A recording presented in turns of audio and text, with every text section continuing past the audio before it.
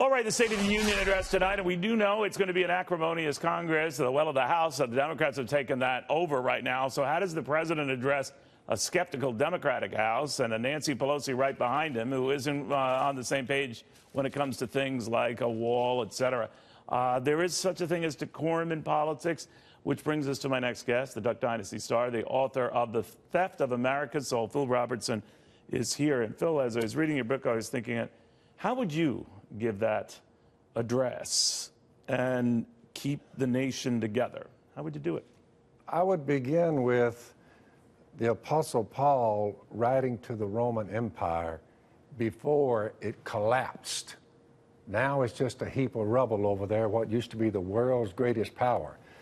During that process, when it was at its peak, the Apostle Paul wrote them a letter, and he said to them, since they did not think it worthwhile to retain the knowledge of God, God gave them over to a depraved mind to do what ought not to be done. They become filled with every kind of wickedness, evil, greed, depravity. They're full of envy, murder. I saw the other day when the New York Senate said, you can kill your children even if their head's out of the womb and they're on the table. Neil, they cheered. It was like a touchdown. They jumped and, yay, we can kill them. I'm like, they're full of envy, murder, strife. Well, that's basically at the core of your argument is that we have lost touch with just simple values, but lost touch with God, and the government is no replacement. You say, my view is simple. No government program, whether healthcare, Social Security, whatever, can save you. It may put food in your belly at great expense. It may get you in the hospital, even greater expense. It may provide for you in the dog days of your life. But only one thing will, and that's Jesus. We have been given, contrary to what Kamala Harris said. She says, elect me and everything's free.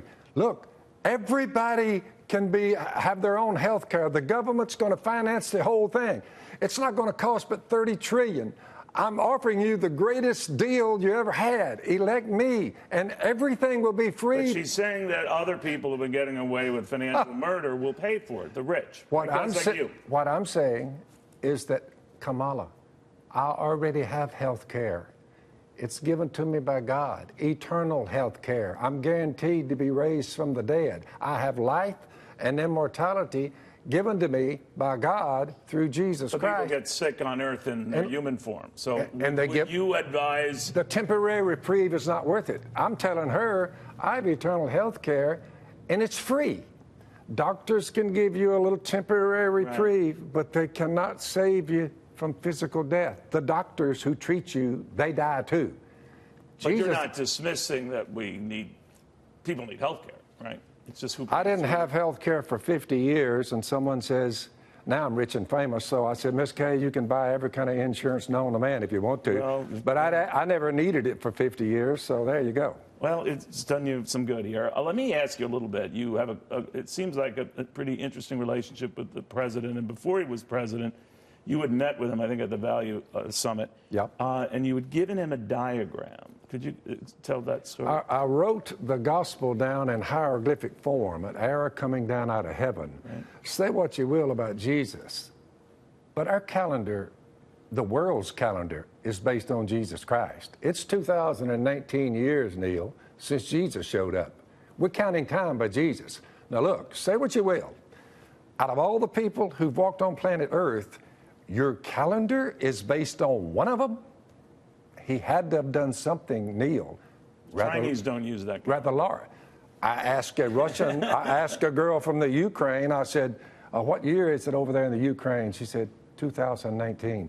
A guy from Vietnam was seated right over there. I said, what's the year in Vietnam? He said, 2019. But when you talked to the president, was it your sense that he's more a man of faith than he's been given credit for? That is correct. What made you say that? Because when I said Jesus died for your sins, Trump, I said, you do have sins, don't you? And he said, oh, yeah. I said, he removed them right here on the cross.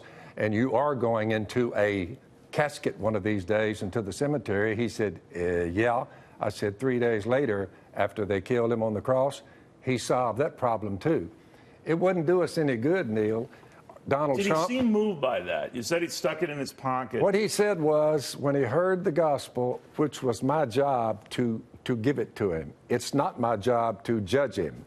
There's one lawgiver, Neil, and one judge, the one who saves and destroys, the Almighty. My job was to give him the good news. He said, can I have that? The hieroglyphics where Right. I said, sure. I handed it to him. He put it in his pocket. And I said, my job was, I'm a proclaimer, and my job was. Your job was done. My job was done. You did say, though, that one thing I know from this encounter is God is the only hope for mankind. I guess what you told the man who would soon be president. It's the only hope for President Trump, for me, for America. But we're at each other's throats. Look, right? he's pro-God. He's pro-life. I have no problem with any policy that he has put forth. To me, I think it would take a savvy New York billionaire to be able to withstand the onslaught of vitriol and hatred that's been directed toward one Donald Trump.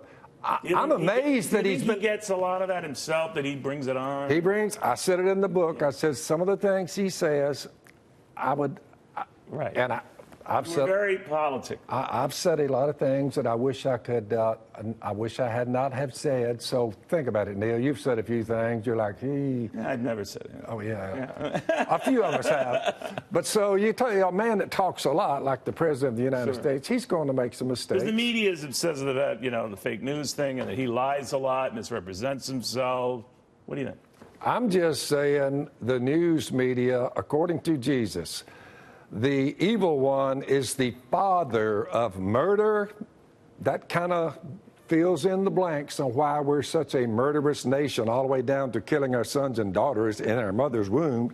So when Sarah Sanders said God brought him here, he made this president possible, referring to the president, what do you think? What I'm saying is the devil is the father of murder, and he's the father of lies. So I've never seen lying, Neil, in America. I've never seen the extent of this kind of lying coming out of the news media. I've never seen anything like it since I've been on the earth. But you don't see it out of the president or politicians. I'm saying we all make mistakes in many ways. Fair enough. But I would say Donald Trump is not a liar. Okay. I think he's doing the best he can do. I think he is being attacked from all sides.